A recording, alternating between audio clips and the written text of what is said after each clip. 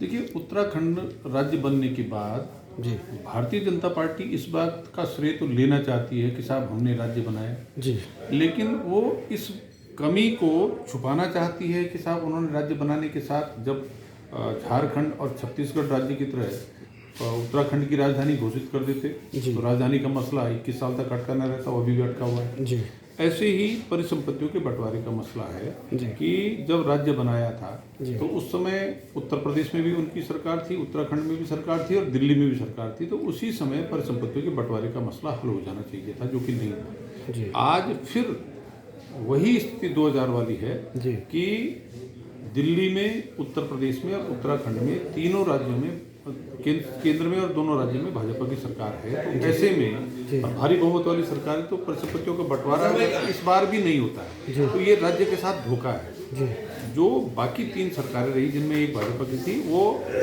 अल्पमत की सरकार रही, भारी बहुमत वाली नहीं थी, तो ऐसे में फैसला लेने में कठिनाई होती है। गठबंधन की जो दिक्कतें होती हैं सरकार की, उसकी वजह से इस ढंग के बड़े निर्णय लेने में दिक्कत होती है, लेकिन इस समय वो दिक्कत नहीं है। अब त्रिवेंद्र सरकार, जब त्रिवेंद्र रावत जी मुख्यमंत्री थे, उन्होंने सरकार बनने के पहले साल उत्तर प्रदेश के मुख्यमंत्री योगी आदित्यनाथ जी के साथ जाकर के एक शोर किया, एक जुमला छोड़ा कि साहब हमने परिसंपत्तियों का बंटवारा कर दिया। जी उसके बाद 2018 में फिर से इस पर बातचीत हुई, कुछ फैसले लिए गए, और वो जो फैसले लिए गए, कांग्रेस ने तब भी विरोध किया था कि जो आप फैसले ले रहे हैं ये राज्य के हित में नहीं है।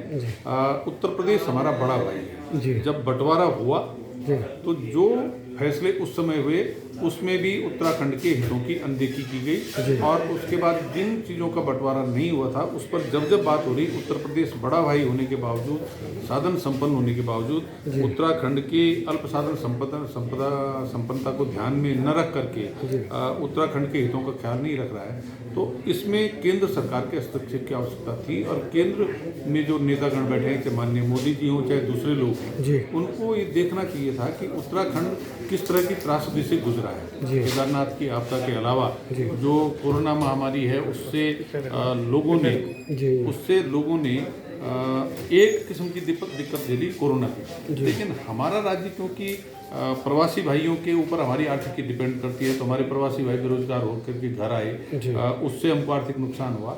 और हमारी जो दूसरी आर्थिकी है वो पर्यटन पर निर्भर करती है, तो कोरोना से पर्यटन बंद हुआ, हमारा दूसरा बड़ा नुकसान हुआ। तो ऐसे में केंद्र की जिम्मेदारी थी कि वो उत्तराखंड के हितों की रक्षा करता और परिसंपत्ति के बंटवारे में हमारे हितों का ख्याल रखता। तो न तो केंद्र ने हस्तक्षेप किया और न हमारे मुख्यमंत्री योगी जी के सामने अपनी जबान खोल पा रहे हैं। जैसी चर्चाएं मिलती हैं कि जब वे जाते हैं तो वहाँ पर दुआ सलाम के बाद ये बोलने की हिम्मत नहीं कर पाते कि साहब हमारे हकूक हमको पूरे मिलने चाहिए, और उत्तराखंड के अंदर जो सिंचाई विभाग की परिसंपत्तियां हैं उनमें हमारी हिस्सेदारी उत्तर प्रदेश से ज़्यादा मजबूत होनी चाहिए। टिहरी बांध का मसला है, टिहरी बांध पे हमको कोई भी हिस्सेदारी नहीं मिली, जबकि टिहरी बांध में हमारे 125 गांव प्रभावित हुए, 1 रुपए की इनकम हमारी नहीं होती, केवल जो 12% रॉयल्टी मिलती है उत्तराखंड राज्य में होने के कारण। उसके अलावा जो 75% है वो केंद्र की हिस्सेदारी और 25% राज्य की हिस्सेदारी, और राज्य की उत्तराखंड की होनी चाहिए थी, वो उत्तर प्रदेश की है। तो ये जो सवाल हैं, इस सब यही मौका था जब इन सवालों को सुलझाया जाता।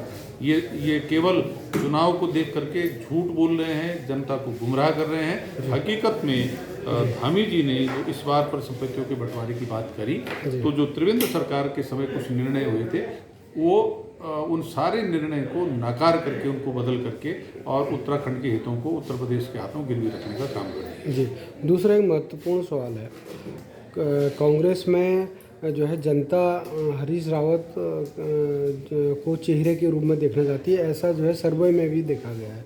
लेकिन वहीं जो है प्रभारी जी कहते हैं कि सभी जो है सामूहिक रूप से चुनाव लड़ा जाएगा।